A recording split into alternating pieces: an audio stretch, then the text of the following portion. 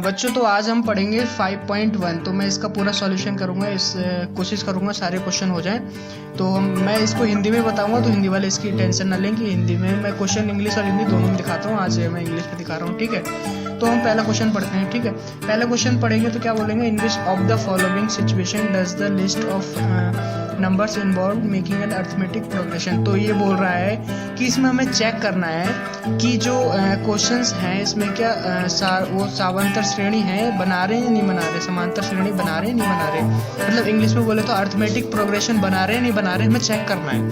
तो कितने पार्ट है इसके, 4 पार्ट है, ठीक है। तो हमें चेक करना है। तो हम पहला क्वेश्चन पढ़ते हैं, ठीक है। पहला क्वेश्चन में क्या बोल रहा है, the taxi fare after each kilometre when the fare is Rs 15 Rs for the first kilometre and Rs 8 for each additional kilometre. तो पहले क्वेश्चन में ये बोल रहा है, मैं क्वेश्चन तो पढ़ लिया आपने, अब मैं इसको इसमें करके बताता हूँ, ठीक है। तो पहला क्वेश्चन में क्या बोल रहा है, हमें चेक करना है। पहले क्वेश्चन में क्या बोल रहा है कि जो टैक्सी है, टैक्सी क्या, जैसे कोई बंदा यहाँ से यहाँ तक जा रहा है, ठीक है। तो पहले किलोमीटर में तो 15 रुपये दे रहा है, फिर अगले किलोमीटर में वो 8 प्लस दे रहा है, फिर प्लस 8 दे रहा है, फिर प्लस 8 दे रहा है, फिर प्लस 8 दे रहा है, ठीक है। तो मतलब हमें इसमें चेक करना है कि ये एपी बना रहा है नहीं बना रहा है। तो हम इसमें क्या करेंगे, देखो पहले में 15 दिया है, फिर 2 किलोमीटर, अगर उसको 2 किलोमीटर जाना होगा तो कितने हो जाएंगे, 15 + 8 23, ठीक है। मैं इसको हिंदी में बताऊंगा, इसमें हमें चेक करना है कि समांतर श्रेणी बना रहा है नहीं बना रहा,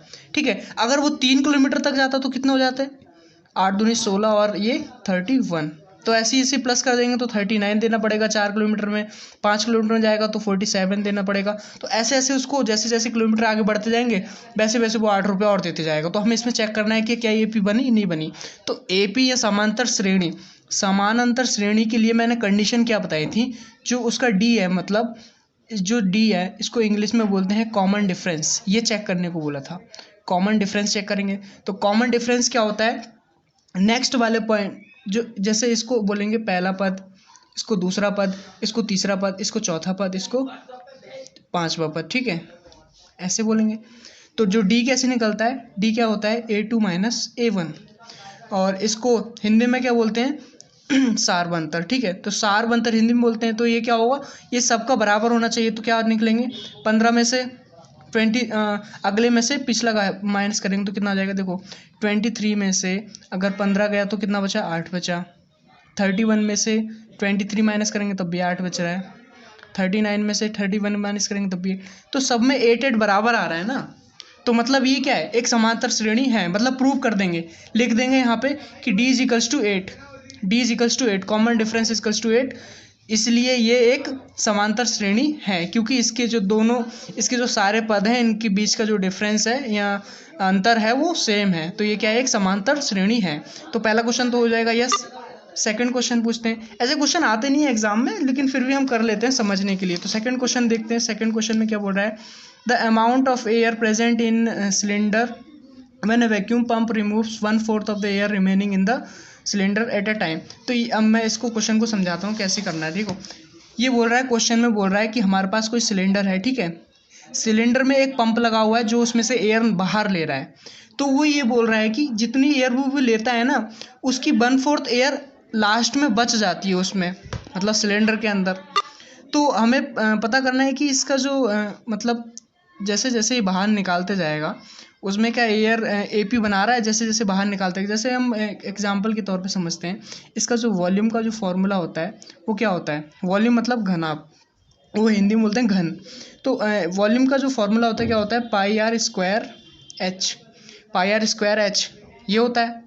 तो अगर ये बोल रहा है कि हर पहली बार निकालेंगे तो 1/4 बचेगा, फिर दूसरी बार निकालेंगे तो 1/4 बचेगा, फिर तीसरी बार निकालेंगे तो 1/4 बचेगा। तो इसमें जब ये स्क्वायर है ना, इसकी वजह से स्क्वायर है। तो जैसे देखो हम पहले कर लेते हैं क्वेश्चन में, अमाउंट इसके अंदर इतनी भरी हुई है, तो अब इसमें से पंप क्या करेगा, इसमें से बाहर एयर निकाल देगा। एयर कितनी निकालेगा, 3/4, क्योंकि टोटल कितनी है, 4 है। 1/4 उसमें छोड़ रहा है, तो मतलब निकाल कितनी रहा है, 3/4, ठीक है। तो 3/4 अगर वहाँ में उसमें से निकाल दी तो कितनी बची, उसमें 1/4 बची। तो इसकी जो हमारा पहला टर्म हो जाएगा वो πr² हो जाएगा। दूसरा टर्म कितना हो जाएगा, अगर इसमें से इतनी निकाल दी तो क्या जाएगी, πr² अपॉन 4, 1/4 बची। फिर ठीक है, अब इसकी भी 1/4 बचेगी, ये है, इसकी भी 1/4 बचेगी। ठीक है, अब नेक्स्ट टर्म क्या हो जाएगा, इस पूरे की 1/4 बचेगी। मतलब क्या है, जैसे देखो पहला टर्म ये हो जाएगा, दूसरा टर्म 1/4, तीसरा टर्म 1/4 ऑफ दिस, मतलब 1/4 इस पूरे का। ठीक है, ये ना कॉम्प्लिकेटेड क्वेश्चन है, इतने सब आते नहीं है, इसका आंसर नहीं होगा क्योंकि ये और ये इसमें गैप जो होगा बराबर नहीं होगा, क्योंकि ये बिल्कुल 1/16 हो जा रही है, 1/16 हो जा रही है। देखो अगर हम इसको x मान लें, ये x/4 हो जाएगी, तो ये x/16 हो जाएगी, फिर ये x/64 हो जाएगी। तो इसमें कोई सीरीज बन रही है क्या, 1, 4, 16, 64? तो इसमें कोई गैप क्या है, बराबर नहीं है। इसमें 3 का गैप है, इसमें 12 का गैप है, इसमें कितने का गैप है, 48 का गैप है। तो इसमें कोई सीरीज नहीं बन रही, तो इसमें क्या कर देंगे, 9 लिख देंगे। वैसे इतना कॉम्प्लिकेटेड क्वेश्चन नहीं है, मैं इसको समझाने के तरीके बता रहा हूँ। क्या कर रहा है ना, हर बार उसमें ना 1/4 मतलब 1/4 उसमें एयर छोड़ दे रहा है, तो ये भी क्वेश्चन नहीं होगा। ठीक है, इसमें 9 होगा। ठीक है, फिर थर्ड वाला पार्ट देख लेते हैं। ये क्वेश्चन थोड़े से वैसे ही हैं, लेकिन हम कर लेते हैं। फिर क्या कह रहा है, the cost of digging a well after every metre of digging when it cost इतने रुपए for the first metre and it rises इतने रुपये फॉर एक सब्सिक्वेंट। कह रहा है कि देखो, एक क्या है कि कुआं खोदा जा रहा है एक गांव में। ठीक है, एक कुआं जो खोदा जा रहा है, एक गांव में कुआं खोदा जा रहा है, तो वो कह रहा है कि 150 रुपये, जैसे मान लिया कि वो कुआं खोदा 15 मीटर खोदा। ठीक है, अब मान लिया कि 15 मीटर खोला, मान लिया, अब कितने मीटर भी खुद सकता है, कुआं लगभग 30 मीटर 40 मीटर तक खुदता है कम से कम। ठीक है, तो हमने 15 मीटर, तो कह रहा है कि पहले मीटर में वो 150 रुपये दे रहा है। फिर जैसे जैसे नेक्स्ट मीटर बढ़ते गए, जैसे अगले 1 मीटर में 150 रुपये दिए, 2 मीटर में कितने देगा, 2 मीटर में प्लस कर देगा, 50 रुपये और ऐड कर देगा।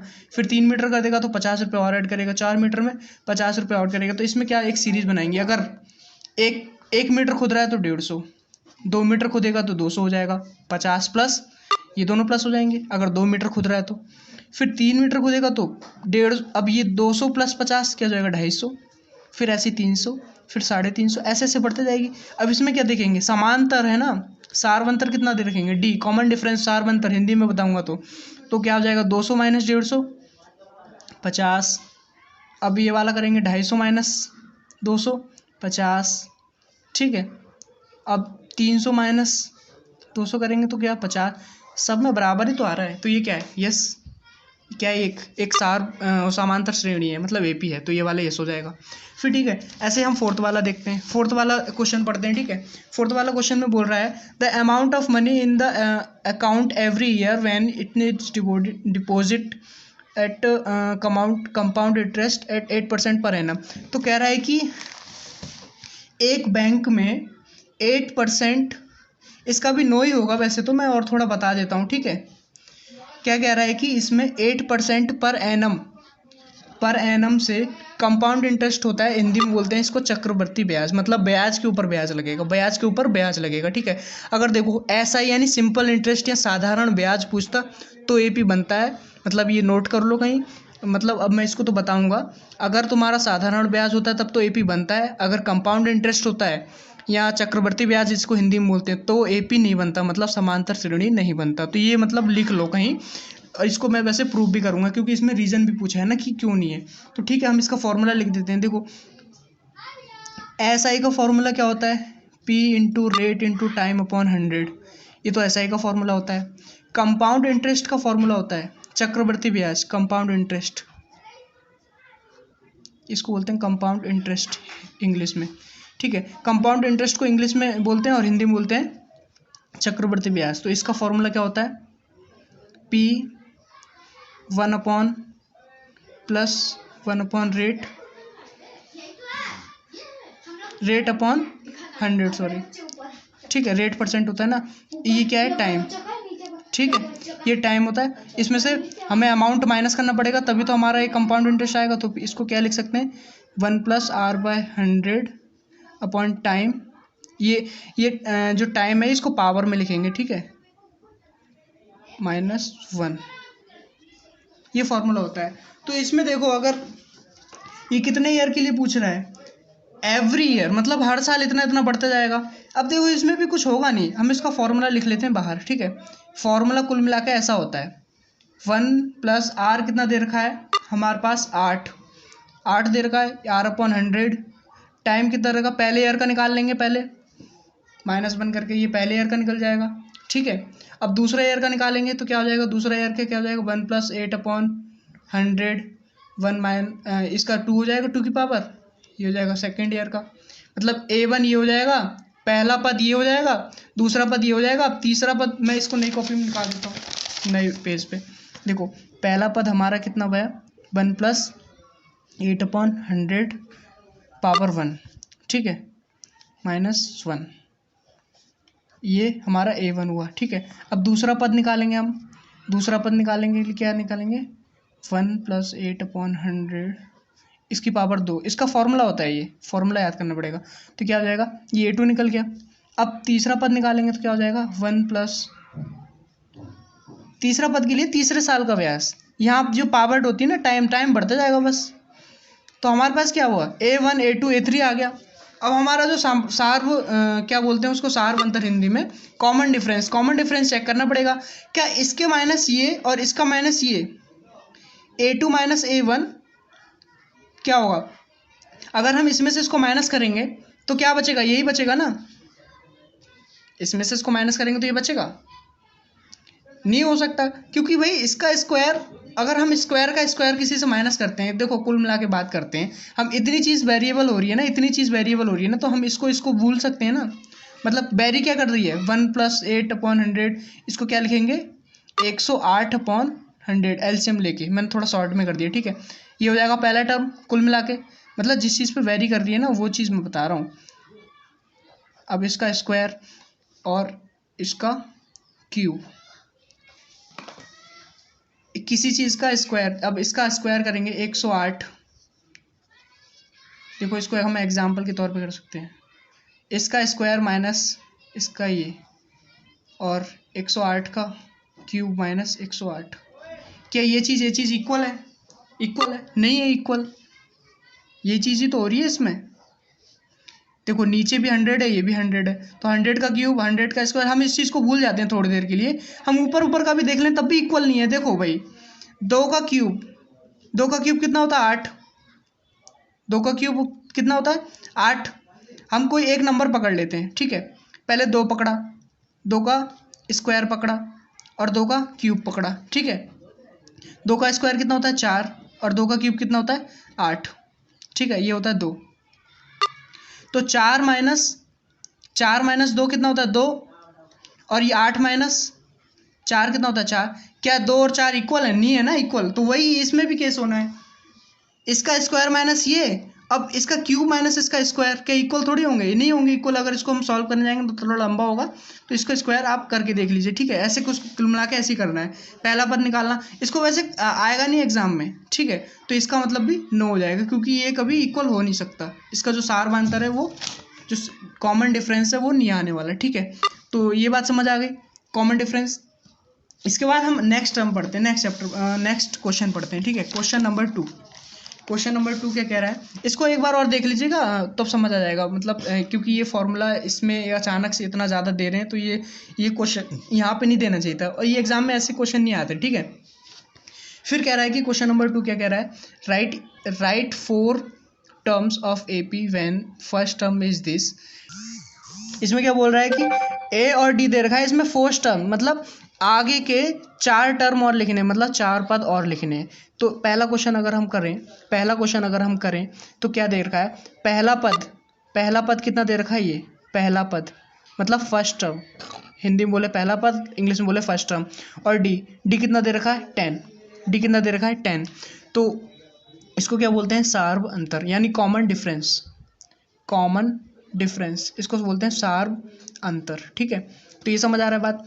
अब क्या करें, AP बनाने के लिए, AP यानी समांतर श्रेणी बनाने के लिए क्या होता है, A पहला टर्म होता है, A + D दूसरा टर्म होता है, A + 2D तीसरा टर्म होता है, A + 3D 4 टर्म चाहिए, तो एक पहला, ये दूसरा, ये तीसरा, ये चौथा। तो पहला पद क्या हो जाएगा, पहला पद तो हमारा 10 ही हो जाएगा, ठीक है। A2 कितना हो जाएगा, 10 + 10, क्योंकि इसमें A और D दोनों 10-10 है ना, तो क्या हो जाएगा 20, ठीक है। ऐसे ही हम A3 निकालेंगे, A3 किसने निकलेगा, A2 + डी, तो A2 कितना है 20 प्लस 10 क्या हो जाएगा 30। ऐसे A4 निकालेंगे, A4 क्या होगा A3 प्लस 10 यानी D, ठीक है। तो क्या हो जाएगा ये A3 कितना है 30, 30 प्लस 10 40, ठीक है। अब हमें 4 ही टर्म निकालने तो हमारा आंसर हो गया। क्या आंसर है 10 20 30 40, ये हमारा आंसर हो गया। वैसे हम सेकंड क्वेश्चन करते हैं।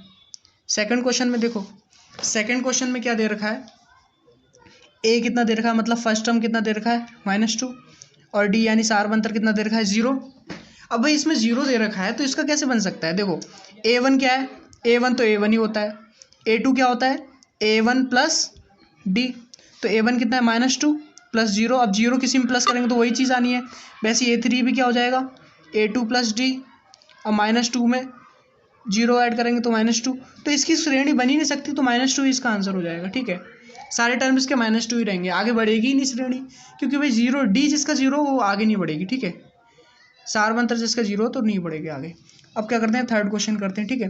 थर्ड क्वेश्चन में देखो पहला पद क्या दे रखा है 4, और सार्वंतर कितना दे रखा है -3। अब देखो पहला पद कैसे निकालते हैं, पहला पद तो पहला ही पद होगा A जो होगा, ठीक है। दूसरा पद क्या होगा, दूसरा पद क्या होगा A1 प्लस D। अब A1 कितना है हमारे पास, A1 कितना है 4 प्लस D कितना है -3। जब दो साइन आते हैं तो ब्रैकेट लगा देते हैं, ठीक है। अब देखो 3 हमारा उधार है और 4 हमारे पास कैश है, तो अब किसी दुकान पे जाएंगे तो 3 पहले चुकाना पड़ेगा, तो 1 बचेगा ना। और वैसे अगर हम दूसरे तरीके से समझें, एक मिनट अभी यहाँ पे ना ये प्लस और माइनस मल्टीप्लाई में है, देखो plus multiply minus equals to minus, minus multiply plus equals to minus, plus multiply plus equals to plus, minus multiply minus equals to plus. देखो जब सेम साइन हो तो प्लस आना है और डिफरेंट साइन हो तो माइनस आना है। यहाँ पे क्या है डिफरेंट साइन है तो माइनस आएगा, ठीक है, वही चीज़ आनी है। 3 उधार थे हमारे, 4 नगद हैं, तो अब क्या दुकान पे जाएंगे तो क्या हो जाएगा 3 पहले हम उसको देने पड़ेंगे तो 1 बचेगा ना। या डिफरेंट साइन हो तो माइनस करें और साइन बड़े के आगे का लगा दें, दोनों तरीके से कर सकते हैं। तो ये जाएगा हमारा A2 इतना आ गया, और ये मैं यहीं पे निकाल देता हूँ, ठीक है। देखो A2 हमारा मिल गया, अब क्या निकालेंगे A3 कितना जाएगा A2 प्लस D। A2 कितना है हमारे पास 1 और D कितना है हमारे पास 3, तो क्या हो जाएगा ये -2। वैसे A4 कैसे निकालेंगे, क्योंकि 4 टर्म निकालें तो A3 प्लस D। A3 कितना है हमारे पास -2, और वो कितना है हमारे पास D कितना है हमारे पास, D की वैल्यू रख देंगे, D की वैल्यू हमारी -3 है तो -3 रख देंगे, ठीक है। देखो प्लस माइनस ही होना है तो मैं सीधे माइनस रख दिया, तो क्या हो जाएगा -5। माइनस माइनस प्लस करेंगे, जब सेम साइन होगा तो प्लस करना है, साइन बड़े के आगे लगाना है, बड़ा क्या 3 है तो माइनस है तो बड़े के आगे लगेगा, ठीक है। तो हमारे क्या आ गए कुल मिला के, पहला कितना आ गया हमारे पास, पहला पद 4 है, दूसरा पद 1 है, तीसरा पद ये है और चौथा पद ये, तो ये हमारा आंसर हो गया, ठीक है। इसके आगे हम कौन सा करें, थर्ड वाला हो गया, फोर्थ वाला, ठीक है। क्वेश्चन फोर्थ करते हैं, ठीक है। क्वेश्चन फोर्थ में क्या दे रखा है, A क्या दे रखा है -1, D कितना दे रखा है 1/2, ठीक है। तो देखो वही चीज़ A1 कितना होगा, A1 तो यही रहेगा, ठीक है, और A2 कितना हो जाएगा, A1 प्लस D। A1 कितना है हमारे पास -1 प्लस 1/2। अब इसमें एलसीएम लेंगे तो क्या आ जाएगा 2 बन जा 2, तो -2 प्लस 1, अब क्या हो जाएगा ऊपर क्या हो जाएगा -1/2, तो ये हो जाएगा हमारा A2। अब ऐसे अब A3 निकालेंगे, A3 क्या होगा हमारा A2 प्लस D। अब A2 हमारे पास कितना आया था, ये आया था -1/2 प्लस 1/2। देखो प्लस माइनस का 1/2 प्लस का 1/2 0 आएगा, तो ये हमारा A3 हो गया, क्योंकि सीरीज माइनस में चल रही है, क्योंकि D जो हमारा सार्वंतर माइनस में, ठीक है। A4 कैसे निकालेंगे, A3 प्लस D। अब A3 कितना 0 है और D कितना है हमारे पास 1/2 है, तो क्या हो जाएगा 1/2। तो हमारे कुल मिला के टर्म कितने हो गए, AP क्या बनी -1 -1/2, ठीक है, और क्या होगा 0 और 1/2, ये हमारी सीरीज हो गई, ये आंसर हो गया, ठीक है। 4 पद ये हो गए। अब क्या निकाला है इसके आगे का क्वेश्चन, फिफ्थ नंबर क्वेश्चन में क्या दे रखा है, देखो A क्या दे रखा है हमारे पास -1.25। हिंदी इंग्लिश वालों को दिक्कत नहीं आनी चाहिए, क्योंकि क्वेश्चन से मैटर करता है, मैथ्स में हिंदी इंग्लिश क्या होता है, ठीक है। 0.25 D दे रखा है, ये थोड़ा क्वेश्चन अच्छा है। ये एग्जाम में आ सकता है, इसको इंपॉर्टेंट लगा लेना, ठीक है। तो देखो पहला क्वेश्चन क्या है, पहला टर्म क्या हो जाएगा, वही ए जो होगा, ए क्या होता है, पहला टर्म होता है, ठीक है।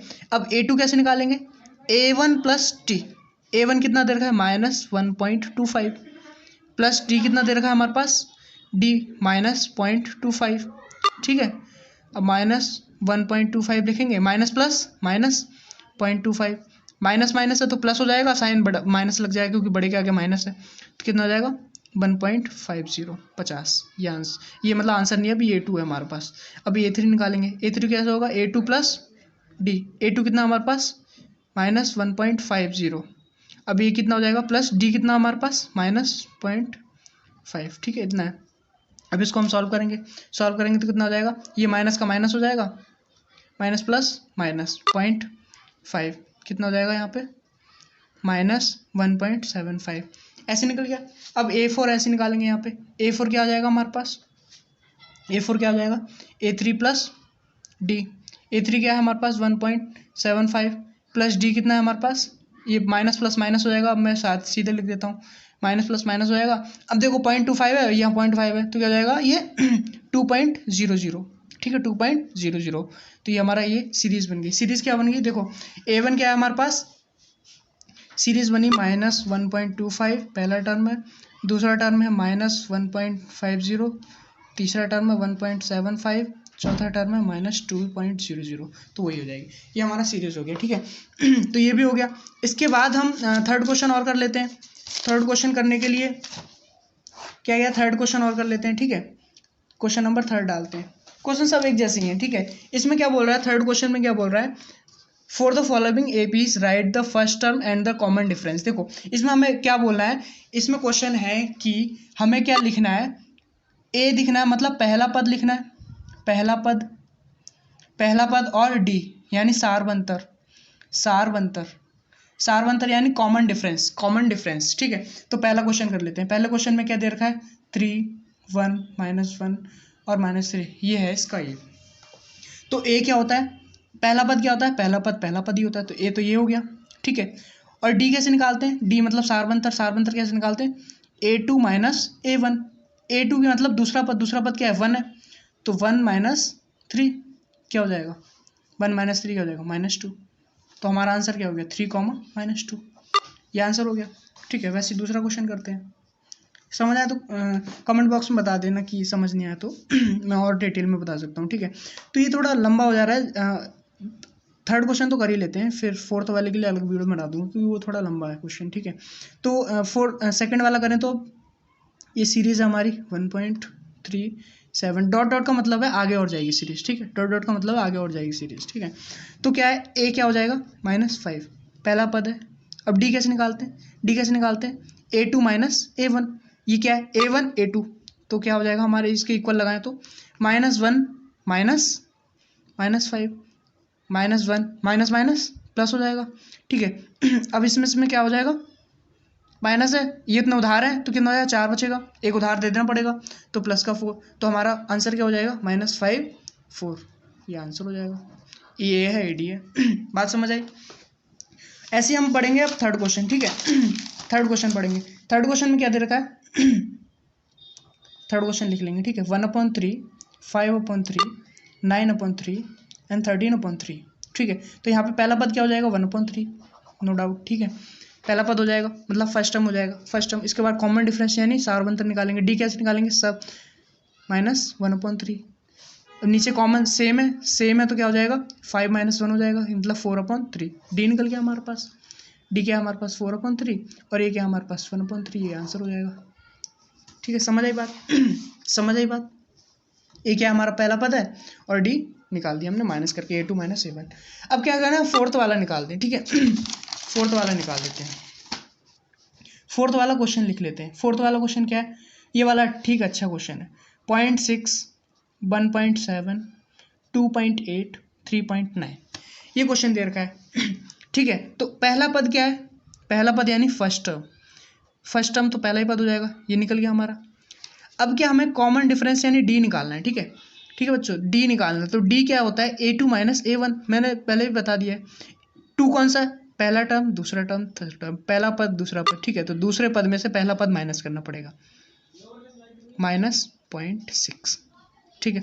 इसमें से ये गया तो क्या आ जाएगा 1.1, ठीक है। तो ये हमारा डी आ गया, डी। तो आंसर क्या बचा है हमारा 0.6, 1.1, ये हमारा आंसर हो गया। दोस्तों आज की वीडियो मैं यहीं तक रखता हूँ ना, क्योंकि अब वीडियो थोड़ी लंबी हो जाएगी। मैं 4th क्वेश्चन के लिए एक सेपरेट वीडियो बना दूंगा छोटी सी, ठीक है। तो बच्चों आज की वीडियो यहीं तक है। So guys thank you.